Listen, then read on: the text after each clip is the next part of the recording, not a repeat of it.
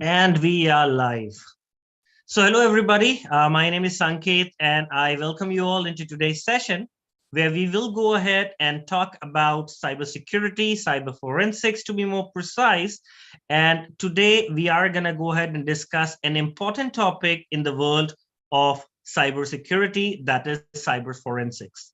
To talk more about it, we have with us one of our instructors, Mahmoud Hamdi Nina. Mahmoud Hamdi Nina brings with him more than a decade of experience in designing, implementing, and troubleshooting network issues. He holds knowledge of multiple operating systems, familiarity with latest hardware and network security technologies, excellent analytical and problem solving skills, and also the ability to detect and prevent intrusion, knowledge of web application firewall, data loss prevention technologies, and VPN and router. He is a well-renowned PMP and a cybersecurity expert, and it's a privilege to have him with us today. So without further ado, let's go ahead and get today's masterclass started. And I would like to pass on the mic to Mr. Mahmoud Hamdi Nina. Mr. Mahmoud, can you hear me? Sankeet, yeah, I can hear you. Thank you, Sankeet, for your introduction. All right, sir. The mic is all yours. So you can hear me now clearly? Loud and clear. Loud and clear. Okay, so let's start our today's session about cybersecurity, mainly digital forensics, as you just said. So welcome everyone. I hope you all are having a fine session today, and you got knowledge that will enrich your experience and knowledge in the field of cybersecurity, mainly in digital forensics. So why cybersecurity? Why people are going to learn cybersecurity, and they are interested to learn cybersecurity? Actually, field of cybersecurity are having a deep skill gap. In year 2020, there was about 3 million gap of jobs vacations are not filled with experts or people who are talented enough to work in the field, and this gap is increasing. Last records for year 2022, it was 3.5 million job gap in the field. But the problem is some people are willing to work or to be security experts, and they are not well educated. Actually, to go into the field of security, cybersecurity, you need to have knowledge in multiple fields, not deep knowledge, but you need to have adequate amount of knowledge, enough knowledge in network fundamentals, operating system fundamentals, and also some knowledge in different various fields of security, so you could be able to considered as a security expert after you are hardening your experience and knowledge in specific subject in cybersecurity. Actually, in cybersecurity, you are learning different domains. Network security, we have network security, which talks about how to implement network, how to secure network, how to troubleshoot network, and it discusses various network attacks and network defending techniques to defend against attack. I think we could discuss any questions at the end of the session. So please, if anyone get question, send it at the Q&A section, and I'll be ready to answer all your questions at the end. Okay?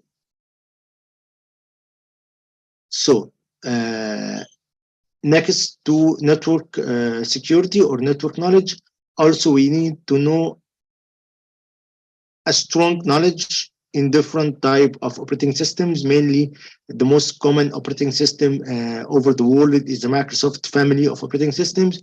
And also, as a security experts, you need to harden your experience and knowledge with Linux operating system, because Linux operating system is the most tools are being used for security experts, and even attackers are using Linux.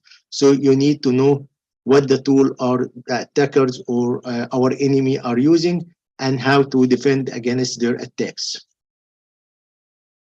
Most of the applications now, most of the people are communicating over internet using website or web apps. So security experts are required to have enough knowledge regarding web security and how to protect their web services and web applications. And also, our security team will have expert in deep knowledge and deep details in web security.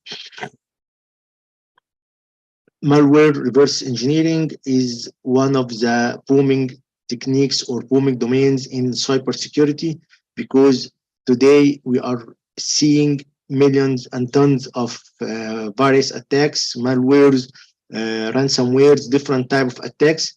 So we need to have our team, including one of the experts who can analyze these malwares and know its behavior and how it works and how to defend against it.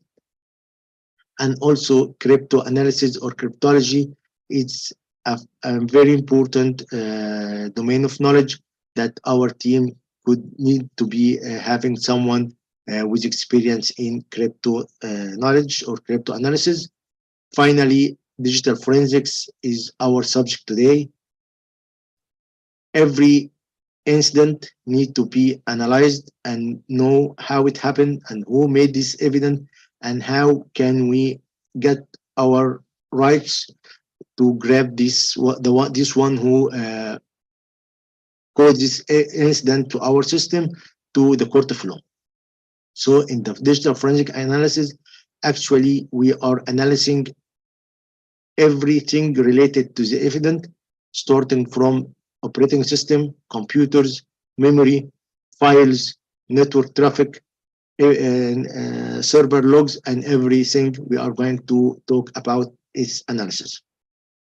So if we are going to talk about cyber crimes are being done even from internal or external people in our organization. Some attacks are being happened from external attackers, and some attacks are being happened from internal attackers. They may destroy or leak, misuse the resources of the organization that might cause loss or destroy of our data and also loss of the money. So we need to deal with both sides of attackers, internal and external attackers. What to do when an incident happens, how to deal with an incident and the incident site. Digital forensic team are just like the normal forensic team. They need to restrict access for anyone to the crime scene. In digital forensics, our crime scene might be a computer, might be a laptop, a mobile phone. These all are part of our crime scene. So we need to restrict access for anyone into this crime scene. Next, we need to collect clearly and with the right manner all the evidence without causing any change for this evidence, and maintain this evidence. Keep a copy of each evidence so we can do our analysis without doing any change for the original evidence. Finally, after we came out with a result or a conclusion of how the attack pain happened and who done this attack or who done this damage, we are generating a final report including what all the details, so we can go to the court of law with this report. So who are the players or the parties involved in cybercrime investigation? The parties are involved in cybercrime investigation are technical teams, generally the network admin or security admins who are related to the location or the organization that has this incident. Also, law enforcement, people who are related to enforce the law are involved into cybercrime investigation, and our legal team, who are going to help the technical team to formulate the incident report in the right legitimate way, so it can be presented in the court of law, and finally the judgment team in at the court of law. These all are different parties of the cybercrime investigation team, or the involved team in the cybercrime investigation. So in the recent time, there are many laws related to cybercrime. In USA, there are three main cybersecurity regulations that are regulate specific activities or specific group of activities in United States. The Health Insurance Portability and Accountability Act, which called HIPAA. This was at 1996. And also we got one for the financial institutes that it's named Graham-Leach-Bliley Act. This was 1999. And in 2002, their Homeland Security Act, which regulate the activities of all federal organizations in the United States. These are related to some groups of business, but generally there are federal rules, federal rules of evidence that are regulate how to deal with evidence in cybersecurity crimes. These evidence are broken down into main 11 article, or general provisioning, judicial notice, also presumption of civil activities, and some other points. There are 11 points are the main points related to how to deal with evidence in cyber crimes. So what are the evidence? What are the type of evidence in cyber crimes? Everything could be stored, processed, transmitted over a digital media is considered an evidence if it's present at the at the crime location. If it's computer, hard disk, mobile, scanner, plotter, CD or DVD, printer, copier, flash memory, laptop, even floppy disks, they are all considered to be digital evidence, and we need to maintain everyone with the proper technique for maintaining it.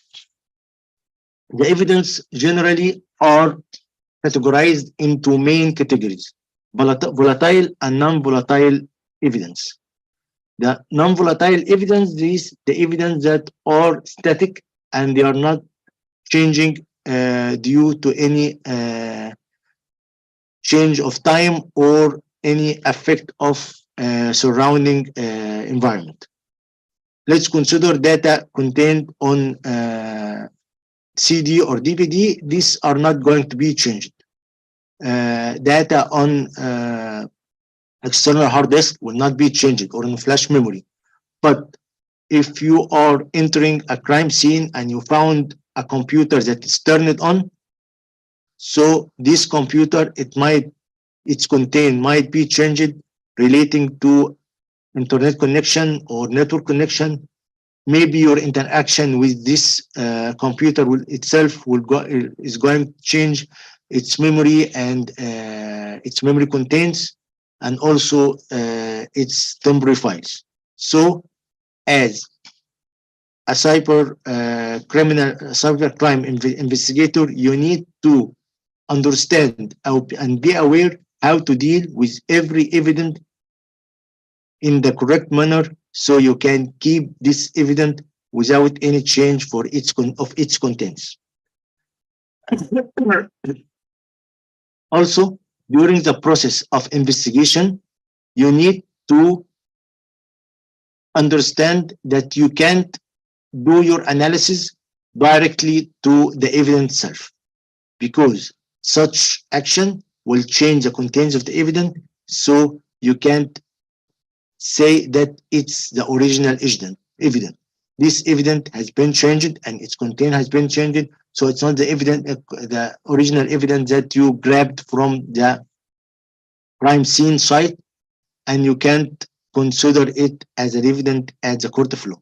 So before you start analyzing every evidence, you are taking a copy and get sure that this copy is a full copy of this evidence with different techniques.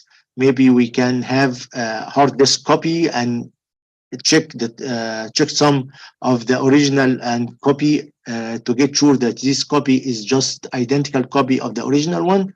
Then before you analyze, you take a copy from this copy and you analyze the third copy or second copy, because if you want to do further analysis, you taking a copy from the copy you took at the beginning. So finally, you keep the evidence with the least interaction all the time. Also, while collecting this data or collecting this evidence, you need to keep a clear log or clear records for every action done with this evidence. Who collect this evidence, when, and from where. And if you could have a photocopy or a camera copy for the evidence and the location, it would be much better. Then everyone who is taking a copy from this evidence or dealing with evidence, holding this evidence, it should be recorded and logged at the log. So every interaction should be considered and known in details. Okay, now we are having our evidence, so we are going to analyze this evidence. So if we are talking about storage media, hard disk or memory card or flash memory, external hard disk, you need to analyze the file system. You need to do some forensics techniques for the file system itself, whatever it was, Windows or Microsoft file system, NTFS or FAT, or even it was Apple file system or Unix file system. So you need to know the exact type of the file system and how to deal with this file system with the correct manner to identify all the details you could grab from this file system, from this evidence as from the perspective of the file system, before you start going in deeper details of the analysis. So first step, we are going to analyze it as a file system analysis. Then we are going to consider the operating system. The operating system analysis, you need to know the boot process for every operating system is its file structure. We all know that the file structure of Microsoft operating system is different than the file structure of Apple or iOS operating system, and also it's different than the Linux operating system. So as a forensic investigator, if you are going to investigate an operating system, you need to know the file structure of this operating system before you start, so you know where to search and what you are looking for to collect the data related to this to all the activities on this operating system. And you can find also the network activities and running processes on this system and the memory. You can dump the memory if it was a running computer. This is being done by different tools. We can start by demonstrating how to collect memory here. Just Matt. Okay. So you can see my virtual machine now.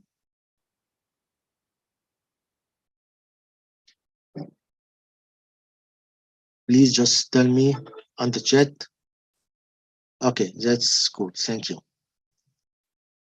So I'm just going to show you how to dump the contents of a virtual memory of running operating system. this a tool called FTK Imager or Access Data FTK Imager, and this is going to dump the memory. Let's consider I'm going to dump it over the desktop. Actually, no, we need to dump it on another place. You can't dump memory on the same hard disk, or you are going to change the contents of it. I'll capture the memory. It will going to take amount of time. Actually, can't open. Actually, you are not supposed to do this action on your computer directly unless first you disable the virtualization option from the BIOS. If you didn't disable the virtualization, it's going to freeze the computer and restart again. So let's leave it till it's finished. This was how to grab the dump of the memory. When you collect the dump memory, you can find a lot of reach of information. You can find browsing URLs. You can find open files, contents of the file. Sometimes you can find plain text passwords or hash of passwords that are still stored in the memory. And this is useful in the investigation if you want to access the websites that the criminal was accessing, or the lost files, or he was using and opening. This is a useful process in the investigation. Next, if we are having files stored in media, we need to analyze these files one by one to know details about it. Sometimes the files are not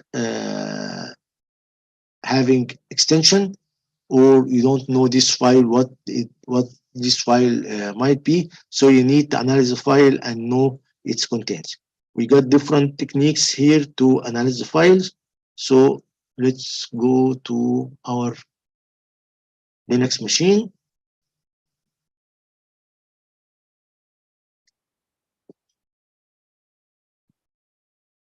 Okay.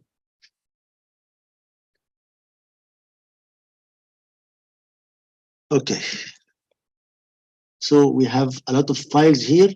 So at the beginning, we could use a command name file to identify the file type. Let's start with any file.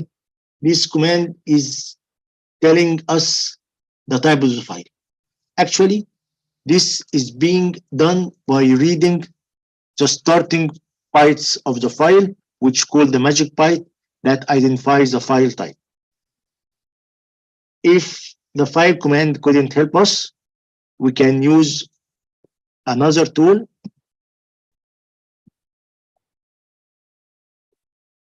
Hexdump here will show us the contents of the hexadecimal bytes of this file in a character format. I just want the start of the file, so I take the head. So it tells me at the beginning, the magic bytes is saying it's a PDF. This is another technique. Also, we got a website that we depend on it generally a lot of time, which named Gary Disler. It's signature.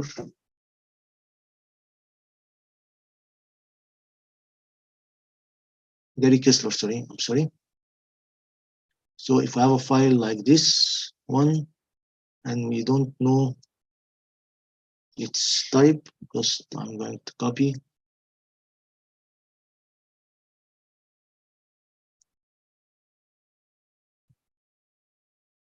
So if I paste the first bytes of the file here, it shows me that it's a PDF file. So these all, the identification of the file type is based on the magic bytes. And we could identify different files here. Let's say file of Hackerman.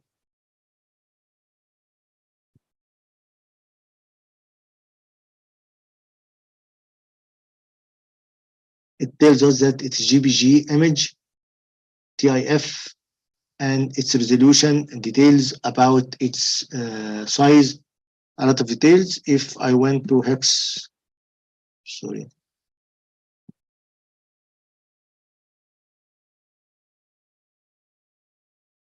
also I want on the head. So it tells us that GFIF, so it's an image or GPG. Another image format, the PNG file.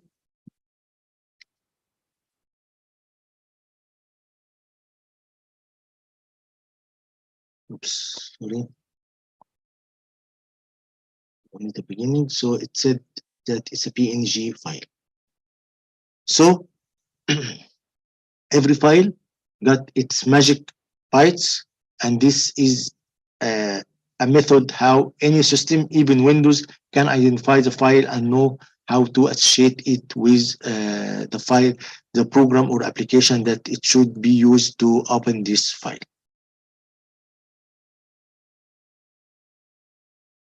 Okay, what if the hacker, the attacker, the bad guy was trying to destroy, damage, change the contents of the evidence so he can't collect or grab data? Whatever technique he is using to destroy or change the files, we need to have some anti-forensic techniques so we can reverse or stop the result of his activity. What actions the attacker could use or could do? He might delete files, he might hide files into another files, delete partition, or protect the files with password protection, or encrypt the file. That's why we said that the digital forensic team need to have a lot of domains of knowledge so they can fight against the activities of the bad guys. So if we want to demonstrate some of these activities, let's start by deleting file or hiding partitions.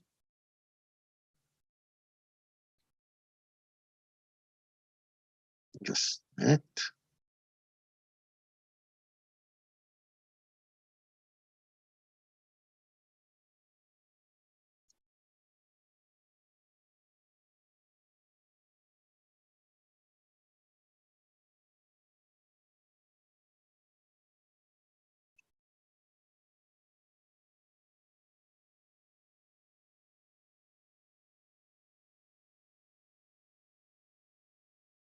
This one.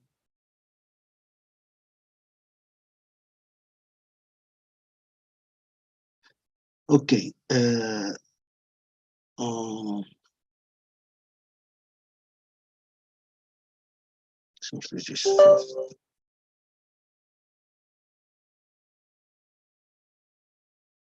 let's say that we already having an image file.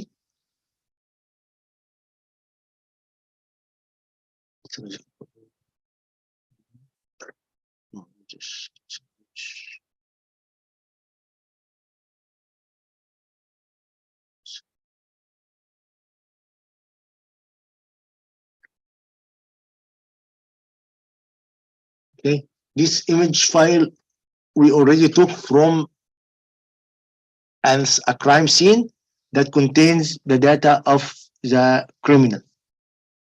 Investigating this file or this partition, it's 100, almost 100 megabytes. We can see that this file, this doesn't have a lot of information, but while scrolling down,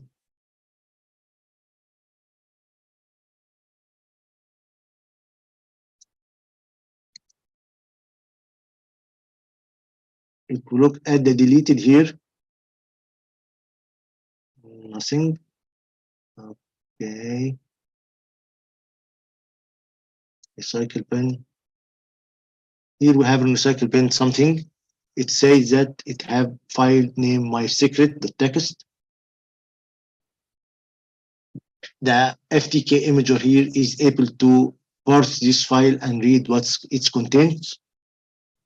So it tells us the contents of the file. It might be a list of password, a message that has been deleted.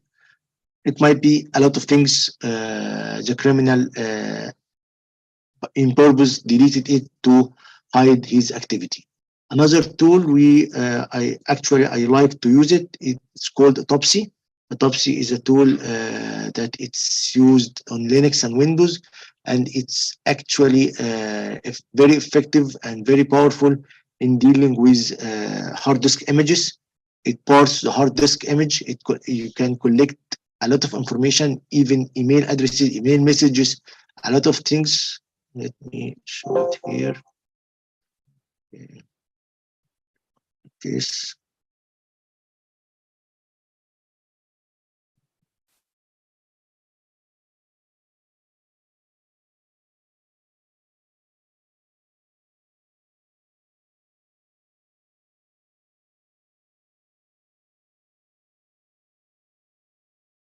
Was here.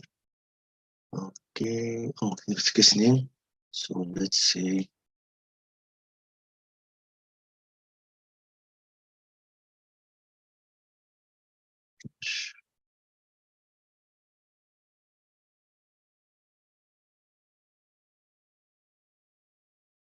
Just initiating its database.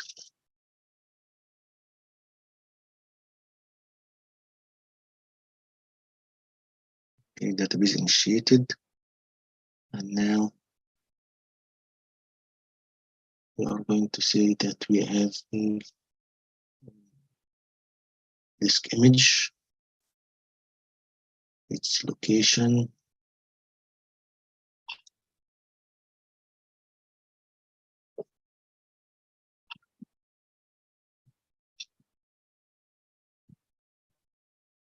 Okay, so it will start to load this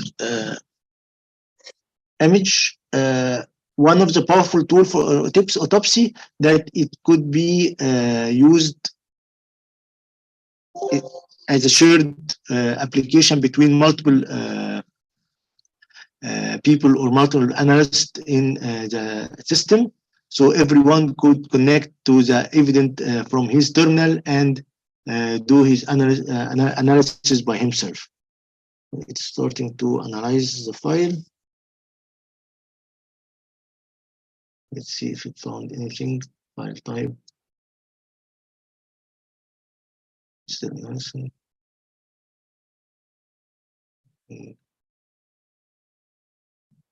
Found some 3 plain text documents.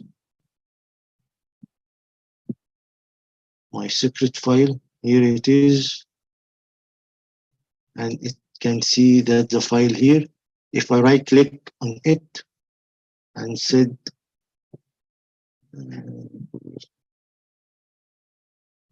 extract file, yes, I can extract the file here. And let's say that I'm going to extract a desktop. Okay, it's very crowded.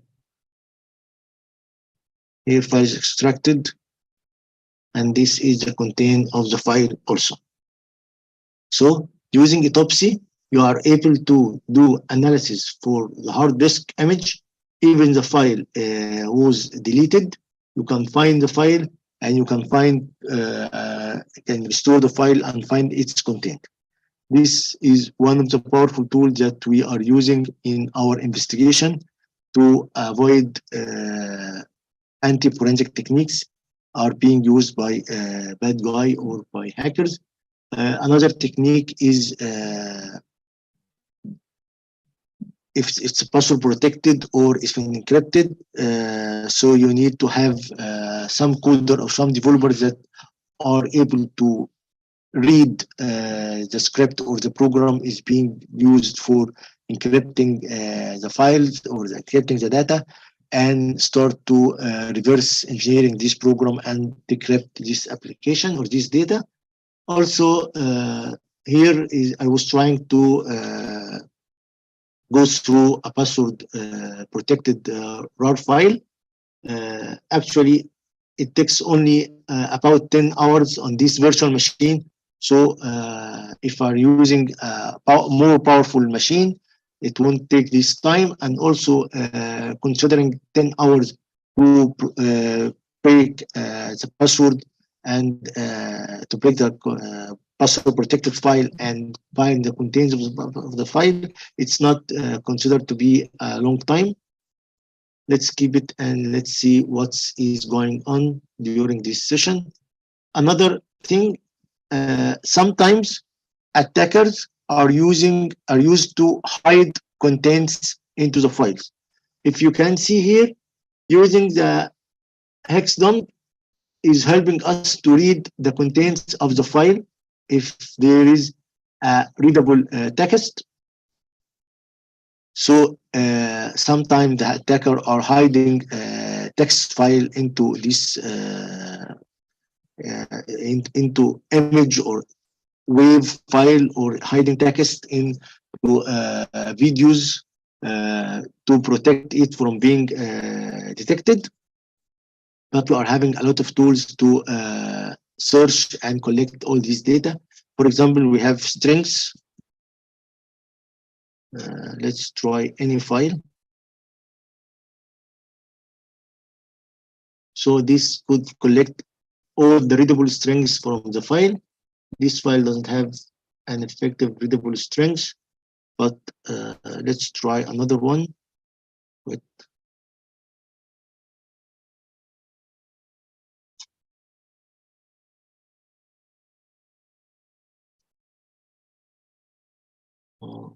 Okay.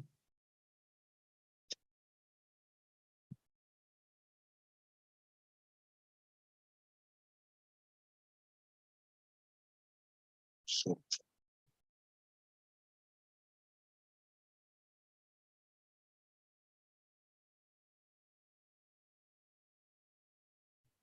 okay.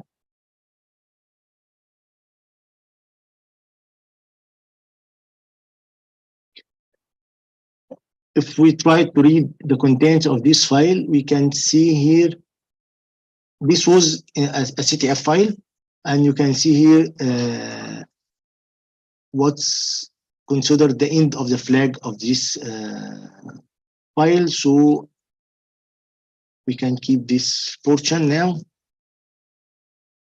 and wait here. Let's try to grab minus I flag strip. So the second portion of the file. So this was the hidden secret message into this file. Second protected. Okay.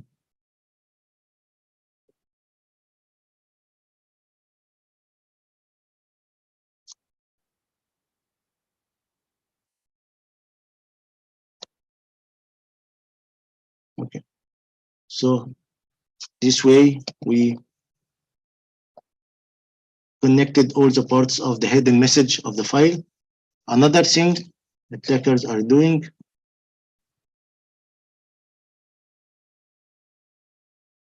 they are attaching multiple files or hiding files into files.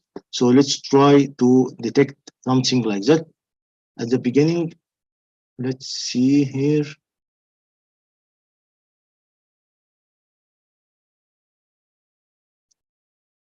We are having this file, which is a normal file. It doesn't have anything. Okay. But if we used some tool like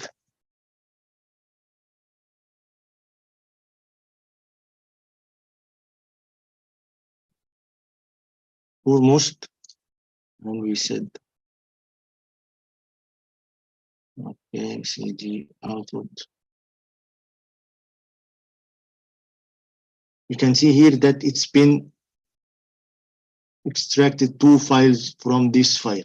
It wasn't only one file. We have this, our GPG, the normal GPG, and also it has another PNG file. And this audit file is telling us that we got a GPG at the beginning of the file, and at this location, there is a PNG with 14K. This was hidden file attached into this file, and this file could be the file targeted to be hidden by the attacker. Another information we could get from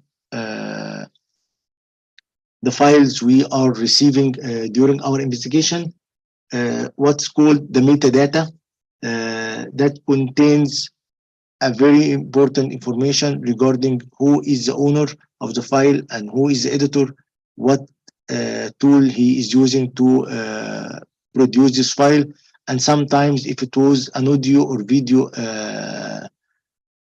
file, this file could have a watermark of the tool that or device that it used to record this material, and also the GPS location where this audio or video has been recorded or has been taken. For example, here, let's go back. We are having multiple files. Let's say we are going to try the one.pdf. Okay.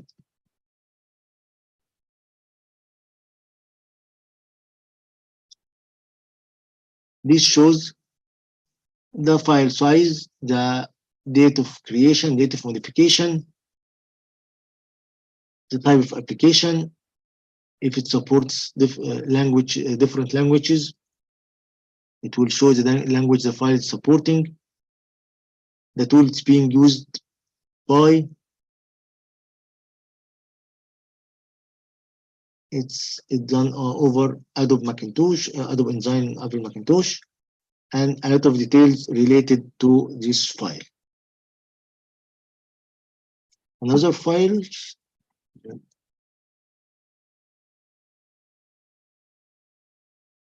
Okay, let me get another file.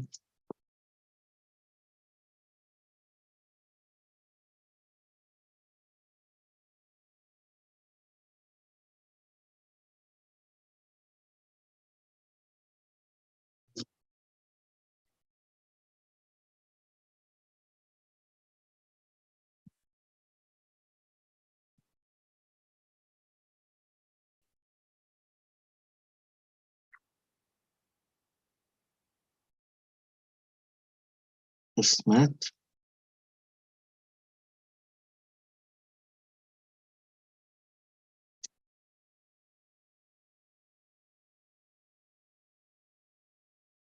You can see here that this file, who is the creator,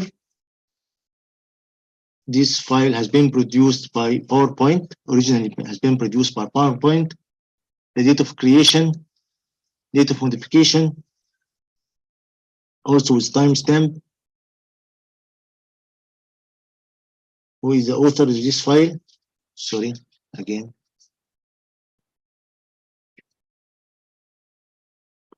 But if we are going to investigate an image, for example,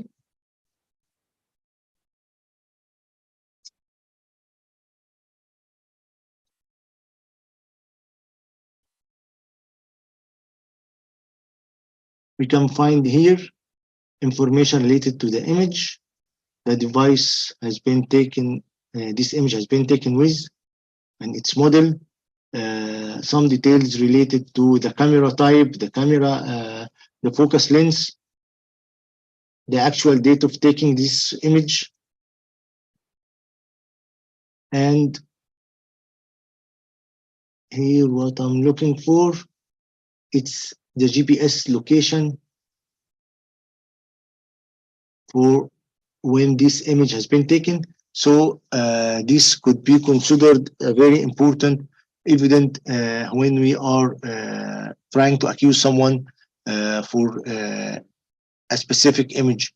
I think a month ago, there is a hacker has been accused by an image posted by his girlfriend in another country, so they could arrest him related to this image being posted on Instagram, I think. So analyzing of files in different perspectives is very useful and important in the anti-forensic techniques to identify information related to the attacker and their behavior and activities. So what else we need to analyze? We need to analyze log files. Log files related to the operating system. It might be in different places. If we are considering Unix operating system or Linux operating system, so we need to look under the directory named /var.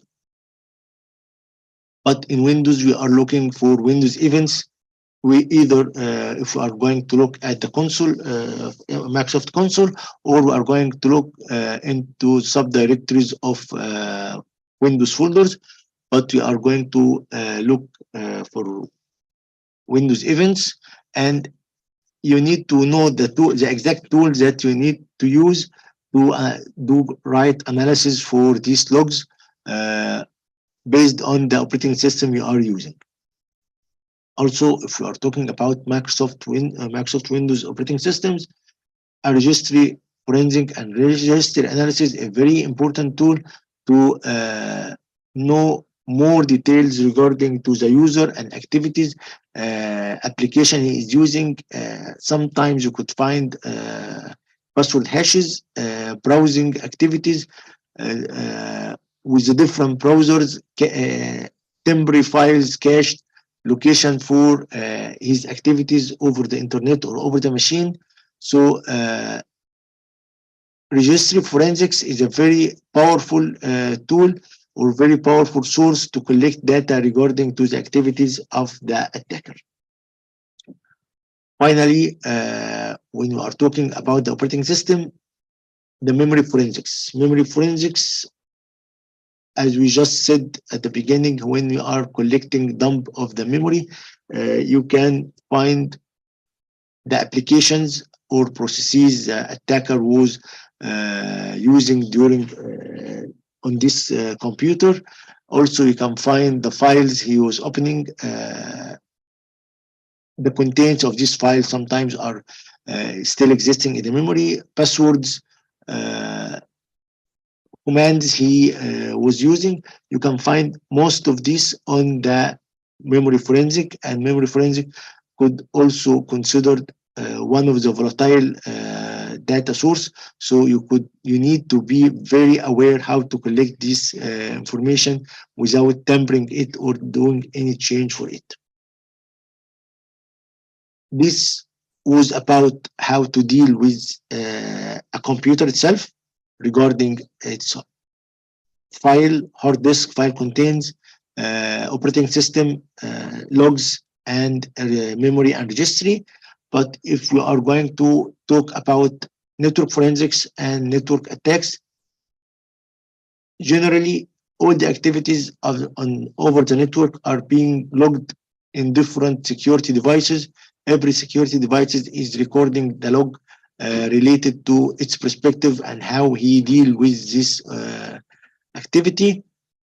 But in networks, generally the network admins are having a place that collects all the activities and correlate these activities together to draw a full image of the traffic and the activities being done. So as a network forensic team, you need to go to the logs. Actually, the logs being collected at the same solution or the security analysis location for your network or for the network under attack, and you need to consider all the logs from different devices to have a full view of the action happened or the activity happened over this network. Some forensic or some analysis are not only done for attack happened, but sometimes you need to monitor activities are being done right now. So one of the powerful tools we are using here is the Wireshark. Wireshark is considered one of the most famous network protocol analysis it collects the traffic. It used to capture the traffic and helps security people to do analysis for this traffic and collect data regarding this traffic. Sometimes you can find clear text passwords or file transferred. You can dump this file transferred if it's not sorry, if it's not protected by encryption. You can dump this file and deal with it very easy. So you can find information regarding the attack and the activities of the attack. Different side of the attack is the web attacks. That at the beginning we said that most of the applications are now based on web applications or web services. So we need to consider the attack are being launched against our web server or web service. These attacks generally are categorized in subcategories. Maybe it's buffer overflow. Sometimes it's cookie poisoning or denial of service attacks, which is very common to trying to deny access for normal users of the service. Some attacks related to information stealing or data leakage.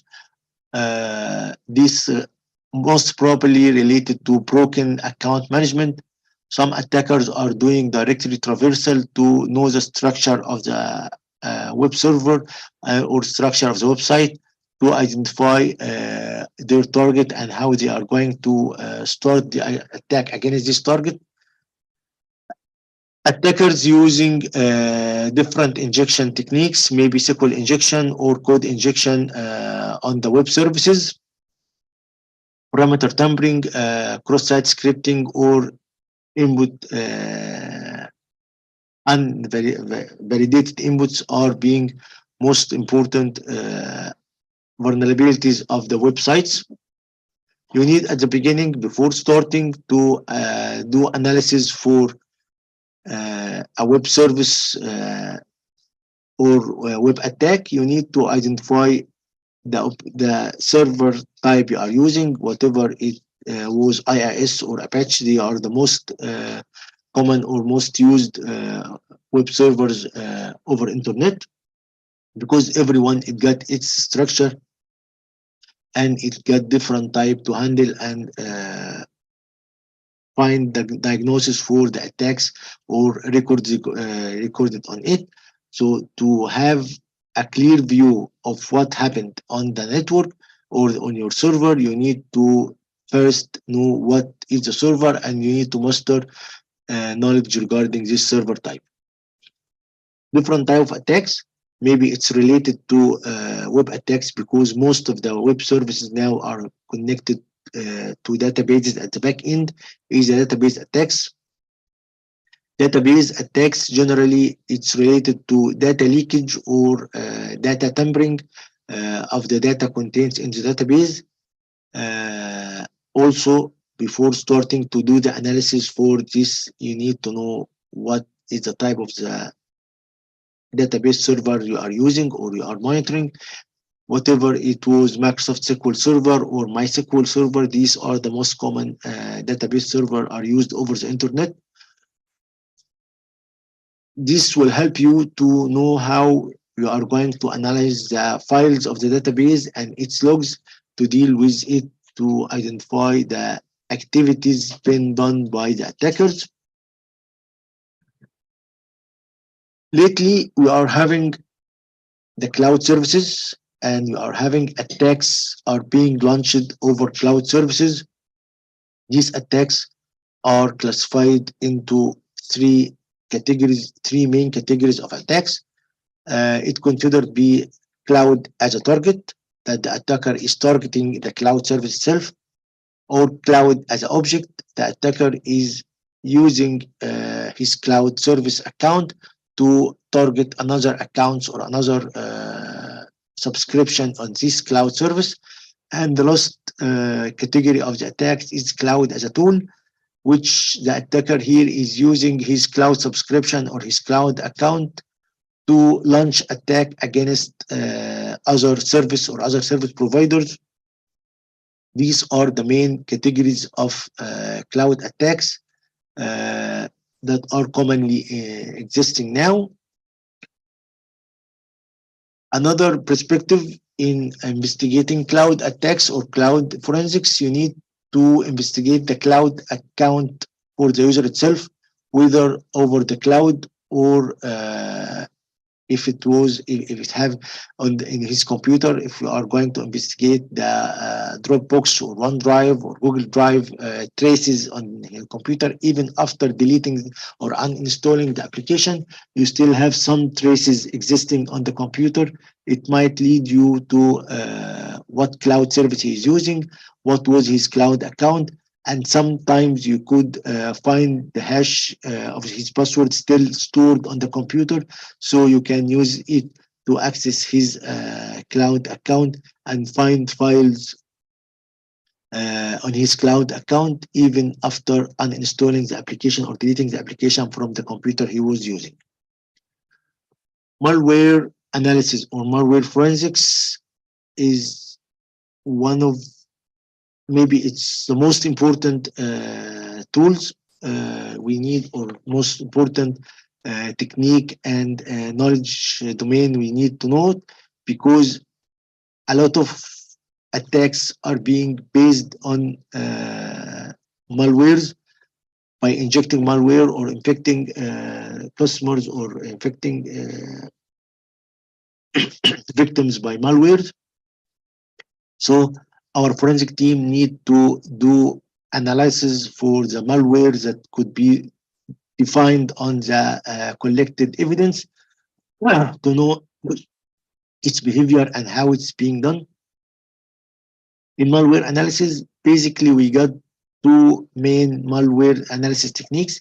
It's called dynamic analysis, that you are running the file infected with the malware in a controlled environment, which is named sandbox, to detect what this file, how this file is acting, and what its behavior, and what services or what network connections he's trying to initiate, what changes he's doing in the operating system, and log files, registry, whatever he is acting with other or interacting with other files and systems on your computer or in your network.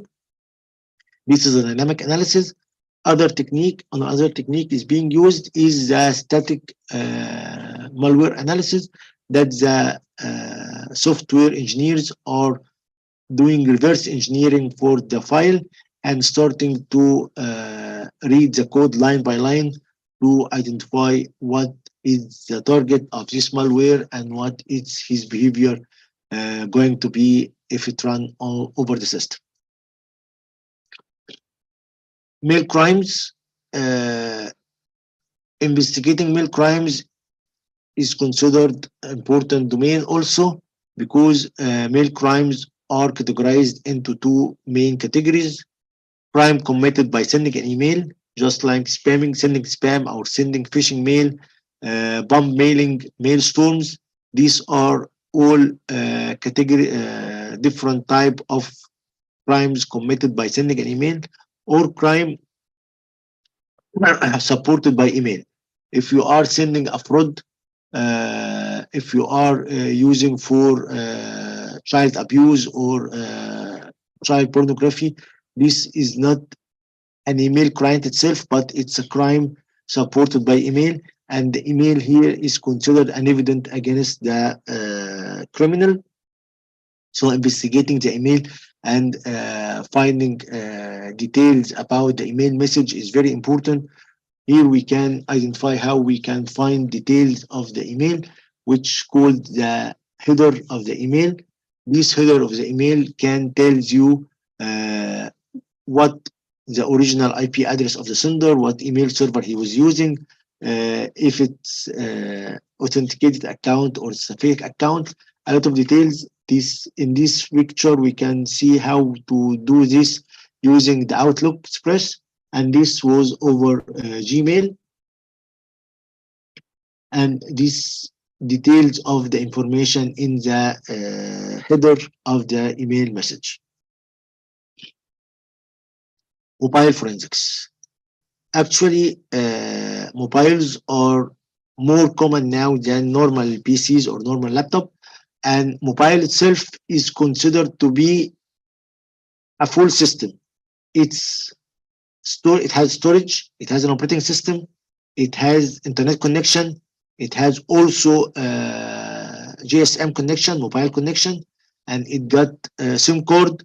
All of this need to be analyzed and uh, considered to deal with correctly. One of the most important issues when collecting mobile as an evidence in from crime scene, that as long as this mobile is turned on and connected to mobile network, maybe Bluetooth, maybe Wi-Fi network, its content being changed. So you need to preserve this device and disallow any interaction between this device and external environment. In the meantime, you cannot turn off this mobile. You can, if it was turned on, you need to keep it turned on. So in general, we keep it in isolated cage. This cage block all external signals, and we connect it to to a power bank to keep it connected till we reach our digital investigation lab and take an image from this device with software and techniques are allowed to give us a correct image of this device. So, sorry, excuse me. So we start analysis. But in mobile forensics, we need to deal with SIM card itself. SIM card contains data. We need to deal with the operating system, the memory, the application, the external memory also. And we need to do analysis for SMS, transmitted data, or sent and received calls. All these need to be analyzed when we are dealing with mobile forensic investigation. Finally, we reached for our last destination. Last point here is the report. How to write a report that define our points in a correct manner that could convince the judge and its court of law that this evidence and this analysis we are doing is correct and it's accusing the one we are accusing. This is being done by the professionals, technical professionals, and also with the legal professionals that are helping this technical team how to arrange and sort their evidence in the correct manner that could convince the judge. And then we are going to the court of law and present this report in the correct manner. This was a first brief relating to our subject today, the digital forensic investigation. Let me start by answering the questions. Just a minute. And a person with less programming interest for cybersecurity are certified necessary to get cyber jobs. Okay, first from James, can a person with less programming interest pursue cybersecurity? Are certificates necessary to get cybersecurity jobs? Actually, let me tell you something. I believe that to be as a cybersecurity professional, first of all, you need to enhance your experience in Linux operating system and try as much as you can to enhance your experience with programming languages, scripting language, at least one or two scripting languages, such as Python or Ruby would be accepted and would be adequate to help you to be a cyber security professional. Not all cyber security professionals are required to have a strong background or strong experience in sorry again in programming languages, but you need to have an accepted level. At least you can write a small script. You can understand or read scripts that you might face, but we don't have to have a very strong knowledge and experience. No one is having all the domains at the same time. Okay, your second question was, are certificates necessary for get cybersecurity jobs? Certificates is just a proof that you are having the knowledge. But if you're having the knowledge and you're having hands-on skills, powerful hands-on skills, I believe you might not need to trendy name certificates, but it's a proof. It's not more than a proof. I hope that I answered your question. If you have another question, please push it again. Okay. James, also can a person that's done? Okay. Which indicators use cybersecurity more? Where is more domain for cybersecurity? Okay, as I said before, cybersecurity domain are network security, mobile security, reverse engineering, web security, database security, forensics, forensic analysis, and in forensic analysis, you could consider that operating system and memory forensics, registry forensics are all in the same domain. So again, you need to be professional in one of these: network, web, reverse, database, or forensics. These are the 6 main domains here. You need to be professional in one of these, or having strong knowledge in one of these, and have some knowledge related for the other. So at least if you are dealing with your team, you are talking the same language. I hope this is answered also.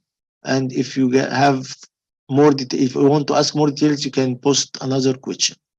Okay, which is in cybersecurity? Okay, it is done. What are the different type of jobs in cybersecurity, and what tools, skills are needed for each type? Okay, if we are going to talk about primary level at the beginning, normally you will be first line of response.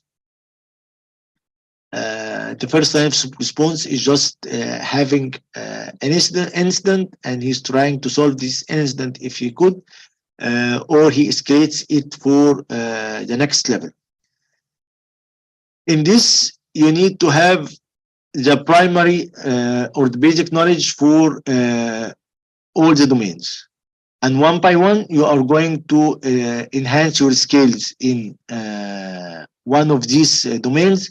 So you are going to be specified in one of the major domains we are talking about. Okay, James, also. Are there SLA services agreements signed as part of the contract between cybersecurity provider and client primary? Sure, there is SLA. Do systems need to be back online within any contract details? Sure, I didn't get the second answer. Is troubleshooting process need to be published to meet deadlines? Sorry, concerning the first question regarding SLA, yeah, sure, there is a SLA between the cybersecurity provider and the client company, for sure, but I couldn't get the second and third question. So please, will you explain them?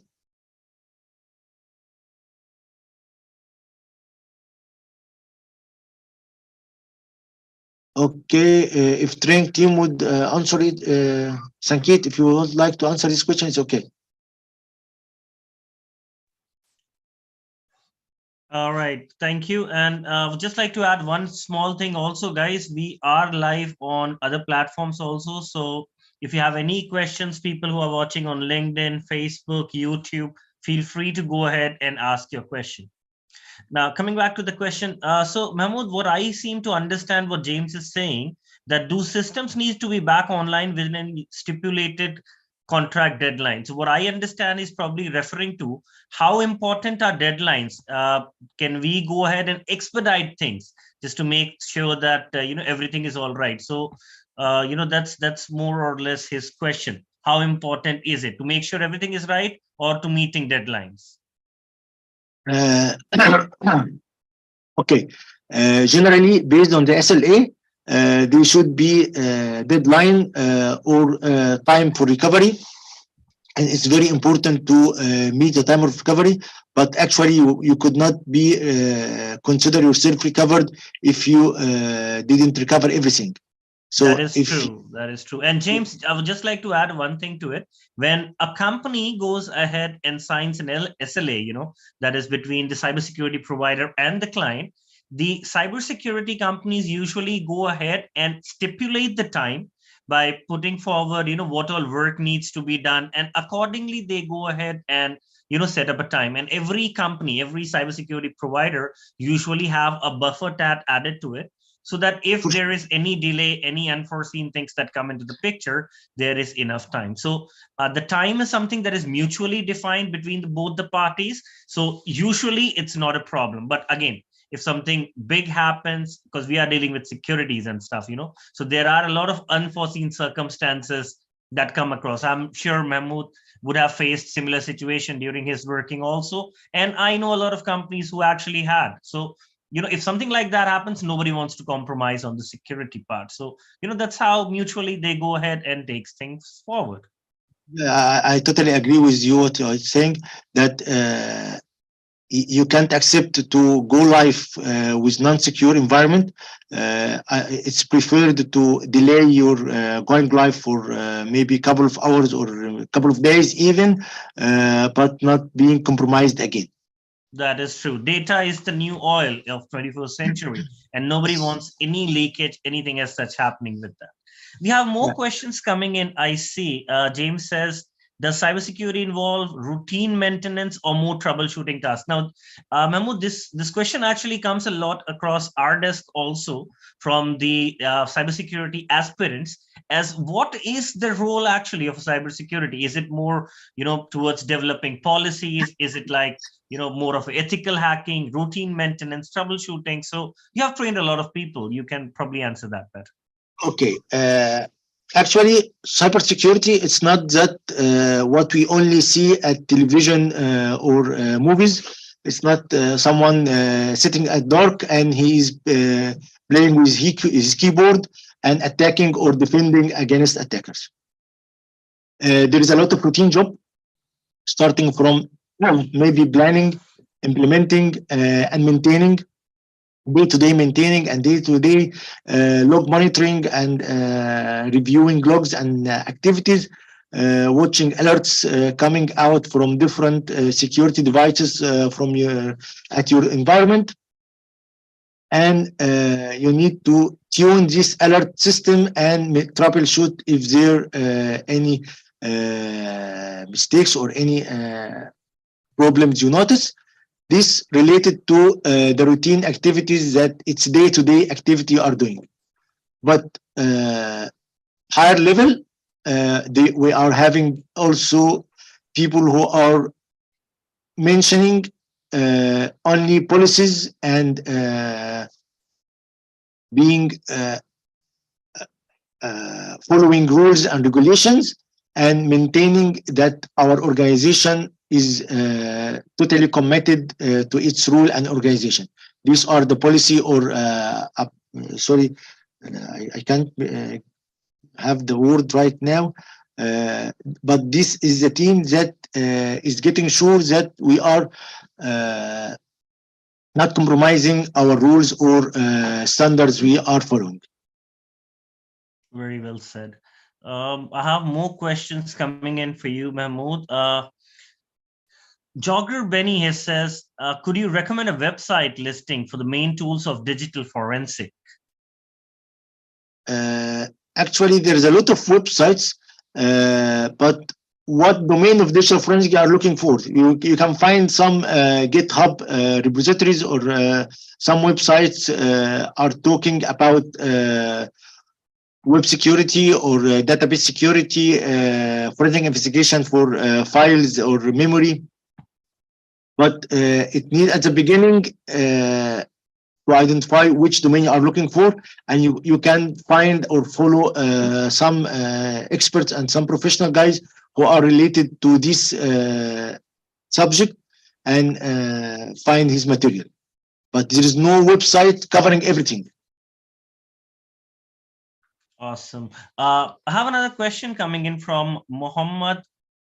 I can't see his full name. He says, can I start my cybersecurity if I am a network engineer? I do know there are a few network engineers that you're actually teaching in your batch also, the one that you're taking. So I guess probably you can answer this question better. So if somebody comes from a CCNA background or, has done networking in the past, what is it? Do you suggest them to go ahead and pursue cybersecurity as a long-term career, Mahmoud? Okay, Muhammad, you are sitting in my place. I started my experience and my knowledge, my career as a network engineer. Yeah, that explains it. After about 10 years, I started to shift to cybersecurity field, and I think now I'm in cybersecurity. I'm doing well. All right, awesome. Kevin has a question. What are the steps to becoming a red teamer? There is a lot of steps to become a red teamer, depending on which phase or which step you are standing in now. If you are a beginner, so you need to don't forget this ladder. I need to keep this ladder on all our minds. Yeah, this ladder. Please don't jump steps. If you are already done these steps or some of these steps, so you are in the correct direction, and we can continue talking regarding what you need to do to be a red teamer. But if we didn't do one or two of these steps, you need to do these steps at the beginning, please. It's for your time and for your experience and your knowledge and everything. Awesome. I see another question that Kevin has just typed in. Is college necessary for cybersecurity job, and what is its uses?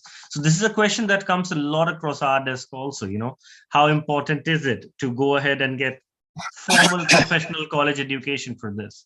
Mahmoud, would you like to throw some light onto it? Okay, Kevin.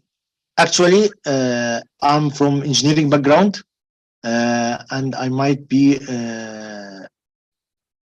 I believe that engineers might be much better than any other experience. But actually, I see a lot of non-engineers, non-computer studies graduate are performing maybe better than a lot of engineers.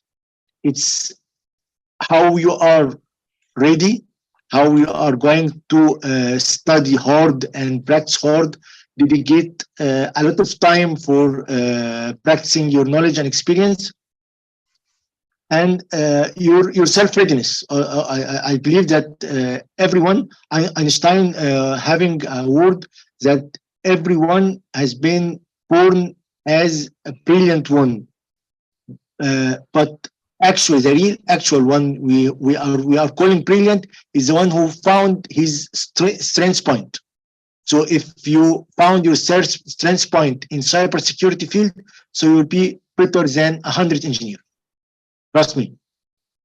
That is true. And Kevin, coming from I'm also an electronics communication engineer, so I cannot relate more than what you just said. And Kevin, that is actually true. And what Mahmoud mentioned, we everybody is born brilliant. You just need to find your niche. That's very important. A fish cannot go ahead and compete with a bird in a flying competition. That's not how the universe functions. You have to understand what you're good at, and accordingly you'll work.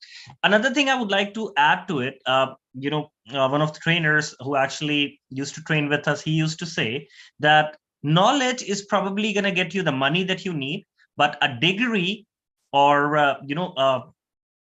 a designation is probably something. A table at the a seat at the table is something that you get on the basis of your rank, on the basis of your designation. So if you want to keep growing in life, degrees also go ahead and act as a proof of learning of the work, the hard work that you have put in. So it does matter in some of the cases, sooner or later. But again, the primary and the most important aspect is the kind of knowledge that you possess.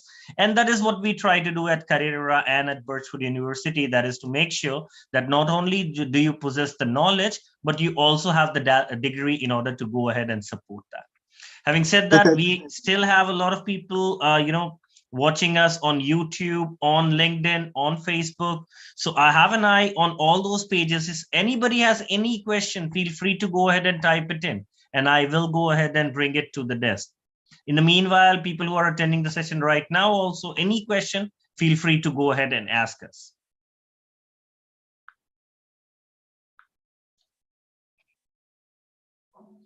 Also, I would like to go ahead and thank all of you for taking out time from your busy schedule and attending today's session. We are enlightened, and we would be more than happy to go ahead and assist you in your learning journey with Career and Birchwood University. I'll wait for a few more minutes. If anybody has any question, feel free to go ahead and type it in.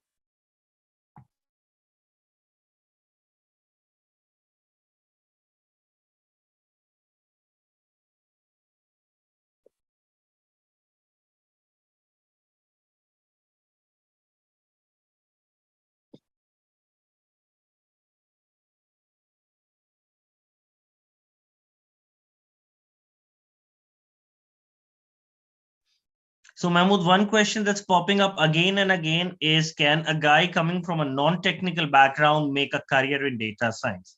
So can you go as in cybersecurity? Can you go ahead and talk more about it? Yeah, you don't need to have engineering background.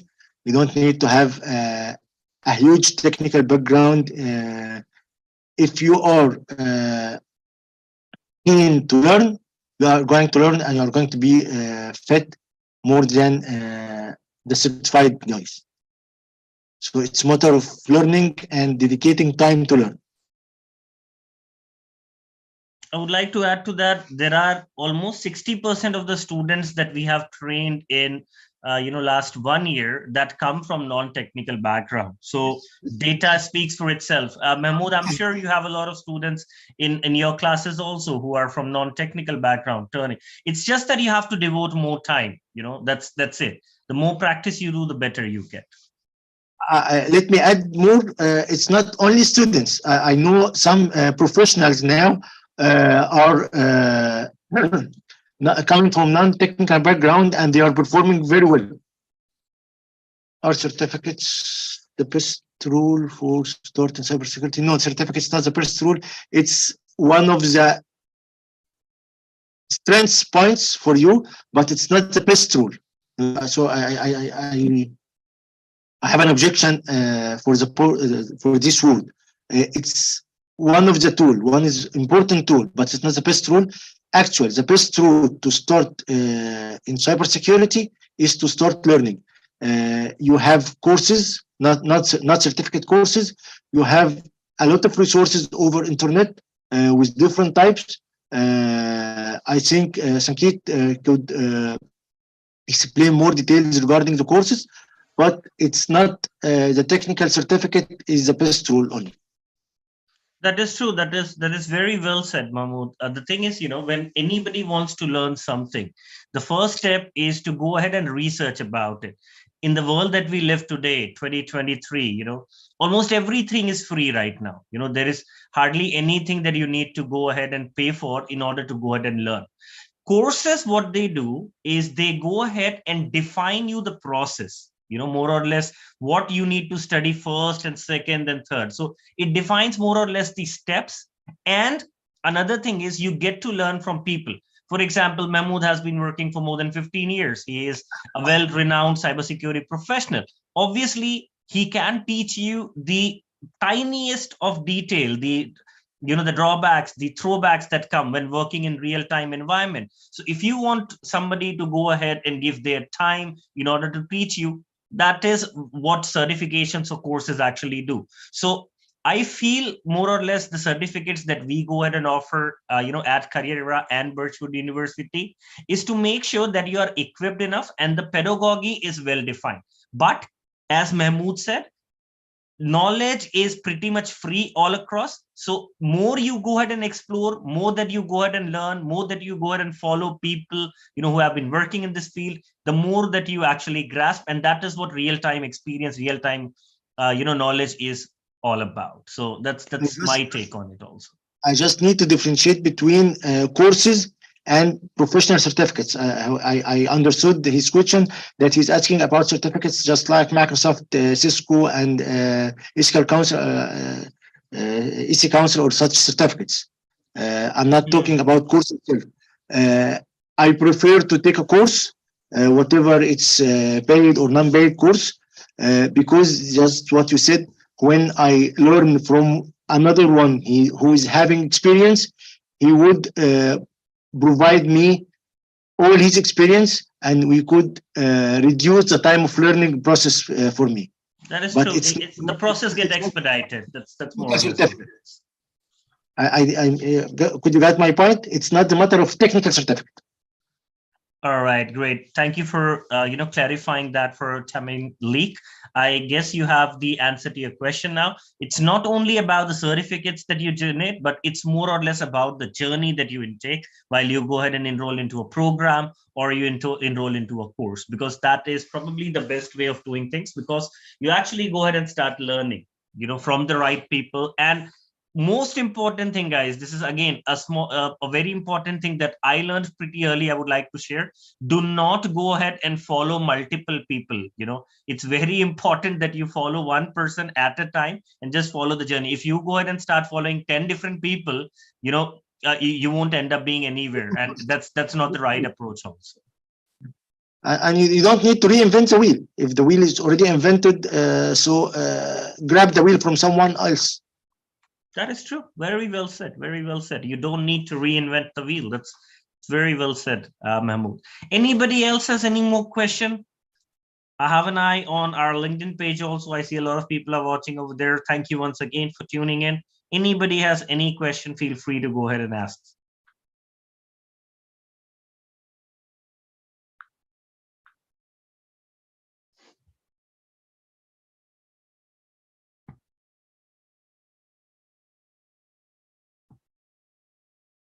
Right, so I don't see any more questions popping up. So again, guys, I would like to thank you all for being a part of this session.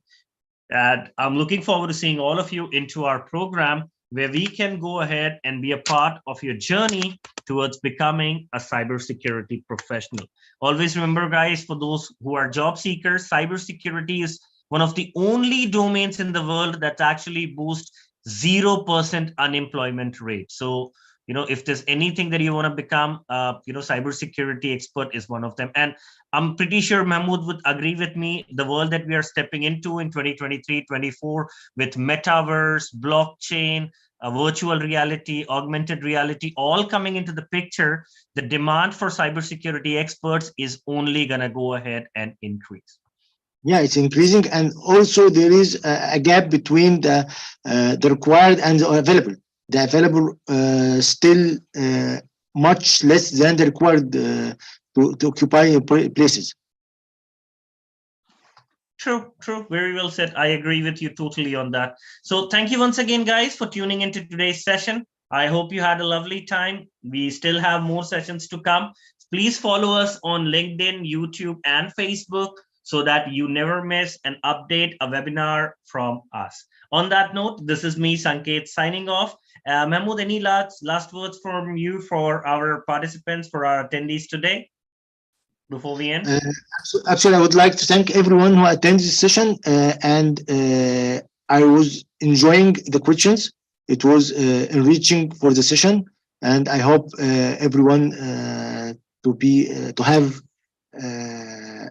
a successful session, and I hope to see everyone is growing in his field and his experience.